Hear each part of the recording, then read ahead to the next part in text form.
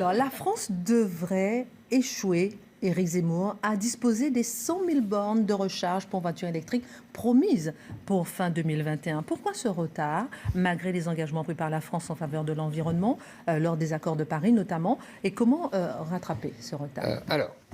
Et vous devriez rajouter une question, faut-il rattraper ce retard? En fait, j'ai regardé un peu les chiffres, 31 000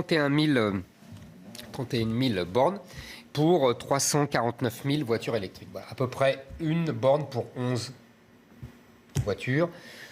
C'est la moyenne européenne, je dirais. Je crois que les Anglais sont à 1 pour 10, les Allemands aussi. Enfin bon, on n'est ni extraordinaire, ni vraiment en retard. Première chose. Je pense que, tout simplement, on a pris des engagements qu'on ne pouvait pas tenir. Et pour plusieurs raisons. Parce qu'en vérité, la voiture électrique, alors, mon ami Éric va me dire c'est l'air du temps, on ne peut pas aller contre l'air du temps, mais c'est pas aussi simple, c'est pas aussi évident que ça. On a l'habitude de présenter cela en disant, bah voilà, c'est simple, on refait l'histoire du cheval et du moteur à explosion. Il y avait des chevaux dans les rues au XIXe siècle. Si on avait continué cette croissance des chevaux comme moyen de transport, ça aurait été invivable. Il y aurait eu des crottes partout, il y aurait eu les immeubles qui auraient été inondés de crottes de cheval, de la poussière. Non mais sérieusement, il y a des études de fait très intéressantes. Ça aurait été invivable si on avait continué la croissance. Vous voyez, s'il y avait eu de plus en plus de chevaux, etc., ça aurait été quasiment invivable. On a réglé le problème par un saut qualitatif qui est le moteur à explosion. Et nos pros électriques nous disent aujourd'hui, on refait la même chose. C'est-à-dire que on voit bien, il y a trop de pollution, etc., etc. Donc, on sort par le haut, par la voiture électrique. Sauf que ce n'est pas aussi évident, parce que la voiture, le moteur à explosion, il y avait un progrès évident. On allait plus vite, c'était plus confortable. C'était une évidence pour tout le monde, une liberté extraordinaire. Bon, le cheval, c'était beau, c'était romantique, mais on voit bien que c'était quand même beaucoup moins pratique. Là, il n'y a pas de tels avantages. La voiture électrique, elle n'est pas meilleure. Alors Marc nous a expliqué la semaine dernière qu'il y avait un plaisir de conduite. Moi, je le crois. Oui, non, je vous crois volontiers, mais oui, c'est moins visible. Voilà, c'est ça, exactement. C'est moins visible. En plus, il y a des inconvénients.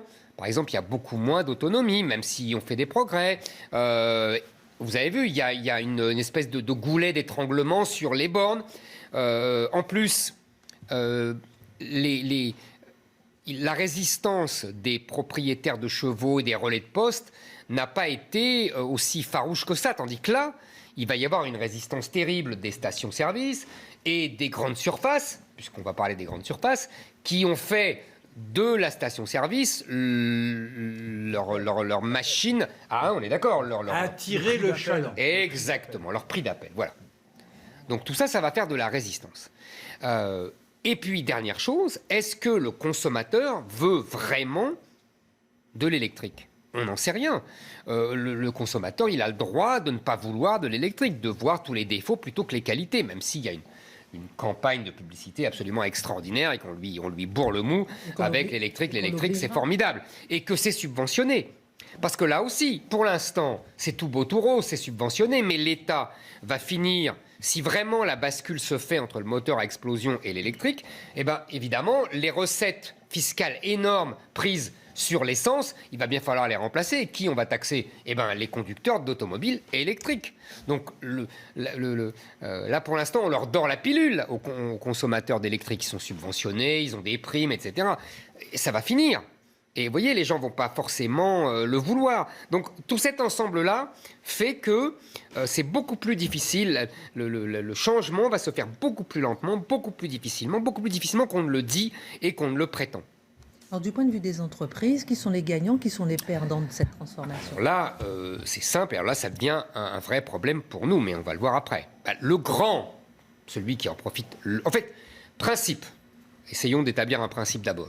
Ceux qui vont en profiter, c'est ceux qui n'ont pas fait de voiture avant. Parce qu'ils n'ont pas la transition à gérer. Une fois qu'on a posé ce principe, qu'est-ce qu'on voit ? Évidemment, numéro 1, Tesla.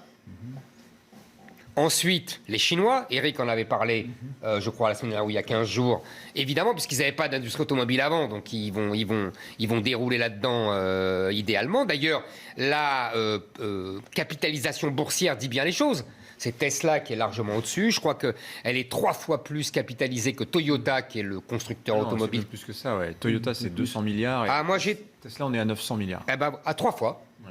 Enfin, Moi, j'ai 3 fois, un peu plus. De toute façon, en revanche, PSA enfin, Stellantis, comme on dit maintenant, est très très loin et Renault est encore plus loin. Donc, vous voyez, bon. Donc là, on voit bien qui est favorisé. Donc on voit bien le paradoxe, c'est-à-dire que les États européens favorisent une industrie qui défavorise leurs propres constructeurs. Et oblige le propre constructeur, là il y a une espèce de masochisme, de perversité des autorités étatiques, tout ça pour respecter les accords de Paris. Hein. Vous avez tout à fait raison, Christine. On comprend mieux la réaction, maintenant on comprend mieux la réaction de Trump, même si Tesla est américain. Donc vous voyez, c'est pas évident, il va y avoir de la casse. On nous explique que les constructeurs automobiles classiques qui vont s'en sortir le mieux, c'est ceux qui ont du cash, comme on dit. Donc, en gros, les Japonais et les Allemands, et pas les Français. Donc, encore une fois, c'est pas terrible pour les Français. Donc, si vous voulez, les perdants et les gagnants, on les voit gros comme une maison.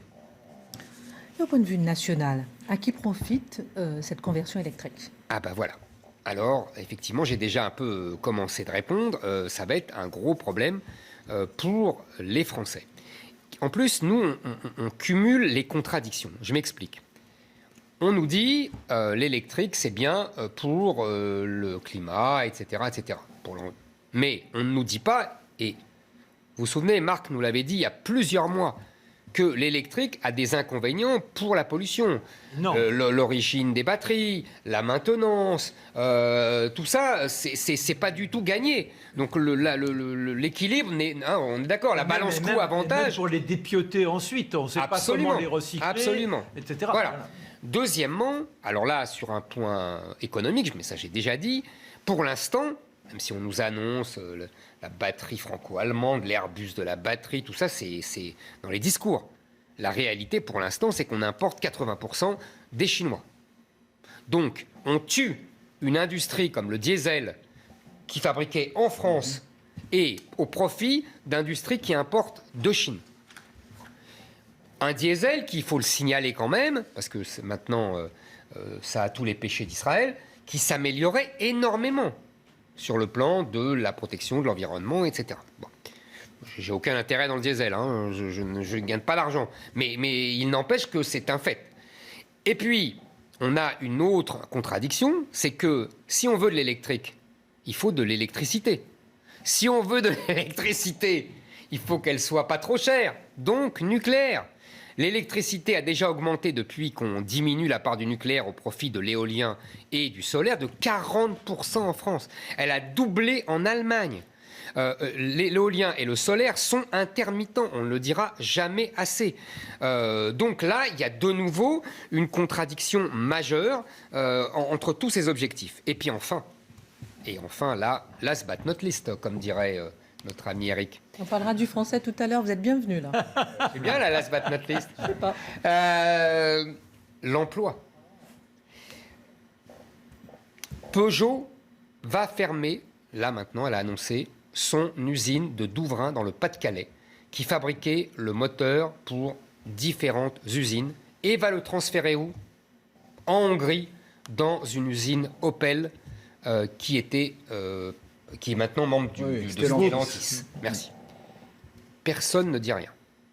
Personne ne dit rien parce que Peugeot a l'habileté, les managers de Peugeot ont l'habileté de faire cocorico sur l'électrique.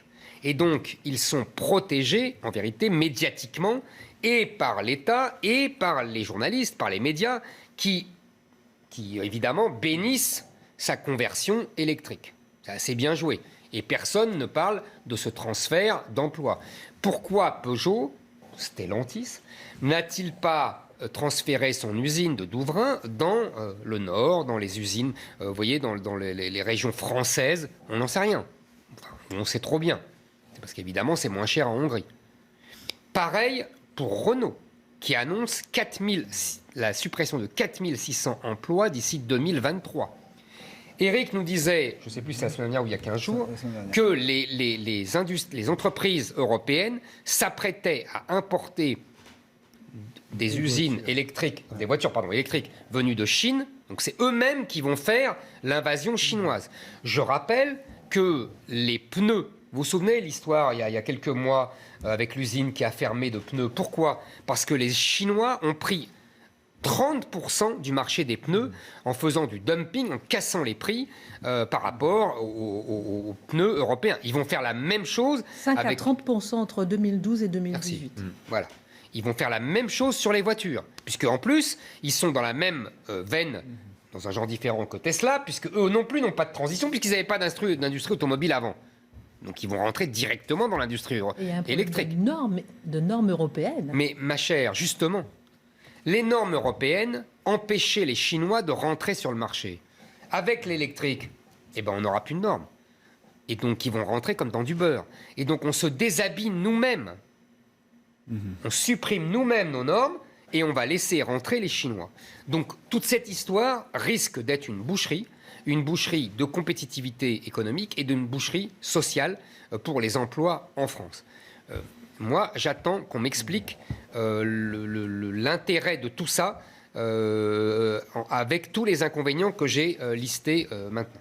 On fait un petit tour de table. Alors, Eric, ensuite... Moi, j'y vais.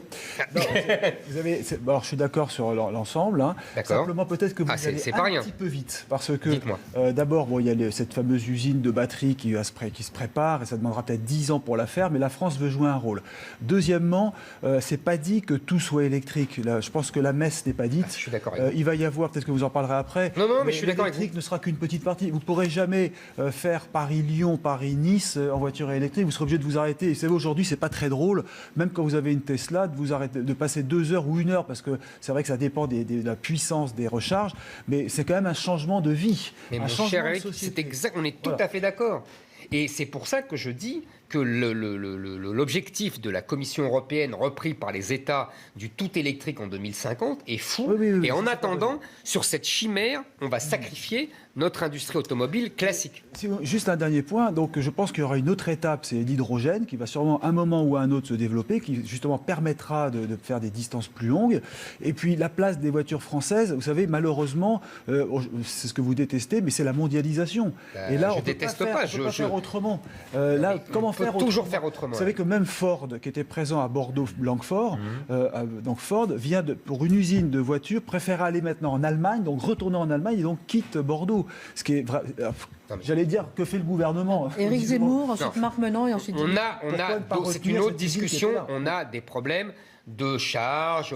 Je suis d'accord avec vous. C'est une autre discussion. Mais là, c'est nous-mêmes qui faisons le choix de nous tirer, non c'est pas une balle dans la pied, mais dans la tête, quoi. Ça, c'est pas la même chose. Marc Menon. 2 petits points. Le premier, n'oublions pas que la première voiture à dépasser les 100 km/h, c'était en 1899, et c'était une voiture électrique. Et ça montre que déjà, on avait la domination de cette technologie. Mais on s'est rendu compte que c'était une impasse. C'est pour ça que l'on s'est lancé sur cette exploitation du moteur à explosion. Ça s'est quand même un peu amélioré depuis, messieurs. Non, mais bien sûr. Non, mais c'est pas ça. Mais le moteur à explosion aussi s'est amélioré depuis. Il s'est tellement amélioré. Parce que tout à l'heure, vous évoquiez le diesel. N'oublions pas qu'on est capable d'avoir des moteurs en production aujourd'hui qui n'utilisent que 2 à 3 litres par 100 km, des moteurs à essence, donc avec une très très très faible pollution. Absolument. Alors je pense qu'il y a effectivement une sorte d'emballement un peu suicidaire et qu'à un moment, on va se trouver confronté à ces décisions prises hâtivement, on se rendra compte qu'il va nous falloir épouser d'autres voies. Mais le moteur à hydrogène est certainement l'une des voies les plus intéressantes.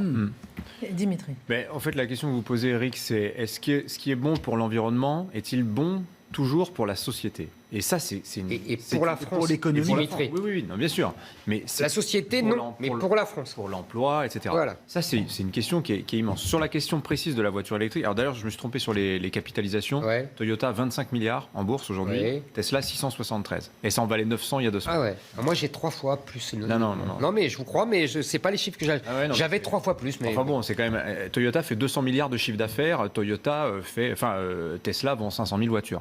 Oui, c'est tout petit. Oui. Sur l'électrique, il y a quelque chose qui est important, vous l'avez un petit peu esquissé, c'est qu'il y a un changement total de modèle. Aujourd'hui, votre voiture, vous faites le plein dans une station-service, station-service qui est alimentée par des groupes pétroliers. Demain, vous rechargerez à partir d'une énergie qui sera produite soit nucléaire, soit éolien. Mais votre voiture, votre batterie, quand vous la connecterez à votre bureau, quand vous la connecterez à votre maison, il y aura réversibilité de l'énergie stockée. C'est-à-dire que vous la brancherez pour la recharger, mais elle servira à alimenter votre bâtiment en électricité. Il y a une transformation complète, si vous voulez, du système énergétique. Et c'est ça qui est compliqué aujourd'hui à saisir. Les enjeux ne sont pas les mêmes en ville où une petite voiture qui permet de faire 100 km, c'est tout à fait satisfaisant. Absolument. Ça coûte beaucoup moins cher à l'entretien. Il n'y a quasiment pas d'entretien. Et pas pour la campagne et la France périphérique. Exactement. Là, c'est plus intéressant du tout. Là, il y a d'autres questions qui se posent. Et là, c'est là qu'il y aura sans doute cohabitation technologique avec l'hydrogène, avec des systèmes hybrides, etc. etc. Je ne dirais pas que l'électrique, c'est suicidaire.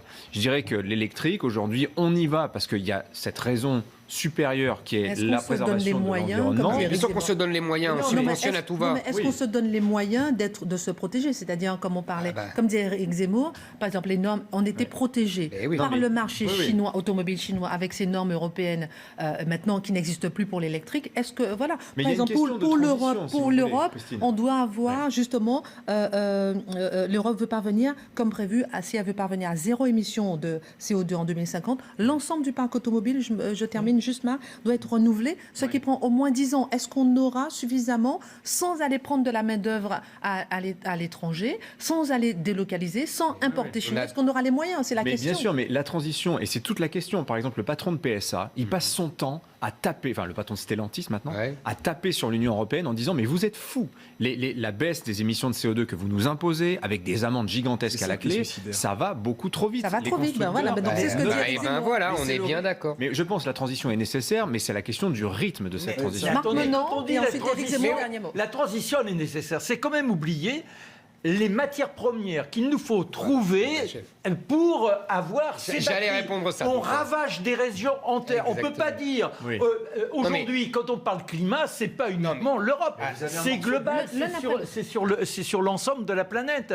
Et donc, il faut savoir quelles sont les conséquences d'une exploitation et d'une mise en œuvre d'une technologie. Moi, au moins, je suis plus cohérent que les écologistes. Je ne parle pas de sauver la planète, j'essaye de défendre la France.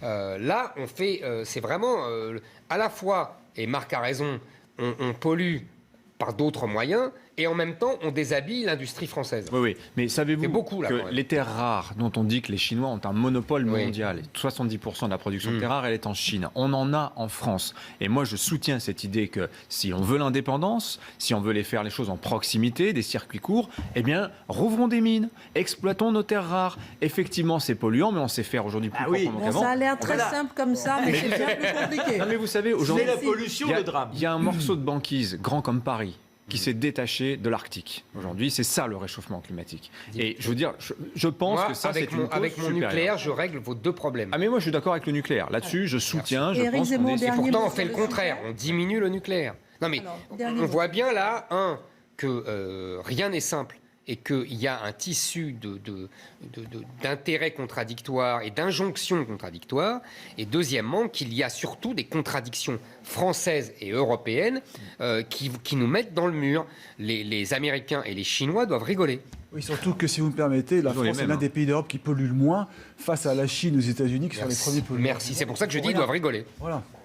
Merci beaucoup pour ce sujet. On reviendra évidemment certainement dessus puisque je vois que ça fait vraiment beaucoup parler.